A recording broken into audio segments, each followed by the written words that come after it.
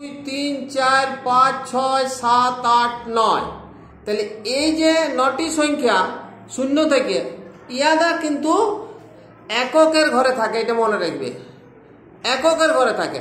আর তারপরের থেকে 11 থেকে একবারে 99 পর্যন্ত যে সংখ্যাগুলো সেইগুলি কিন্তু ও দুটি ঘর, একটি একক আর একটি দশক। যেমন 1 10 1 11, 1 10 2 12, 1 10 3 13, 1 10 4 14, এইরকম করে 99 পর্যন্ত যতগুলো সংখ্যা আছে ওই দুটি ঘরে থাকবে, এককের ঘর আর দশকের ঘর। তাহলে 0 থেকে 9 পর্যন্ত হচ্ছে এককের ঘরে থাকবে ওই সংখ্যাগুলি, আর 11 থেকে 99 পর্যন্ত এই সংখ্যাগুলি থাকবে একক এবং দশকের ঘরে।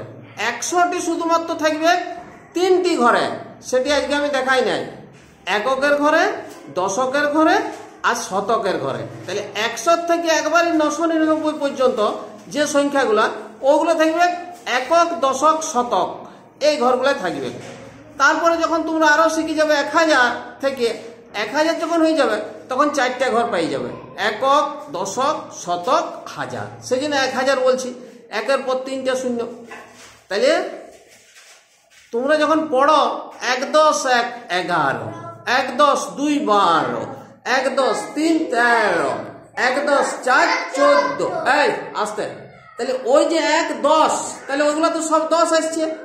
এইবারে যখন 20 থেকে পড়বে তখন দুটো 10, 2 10 1 21, 2 10 2 22, 2 10 3 23।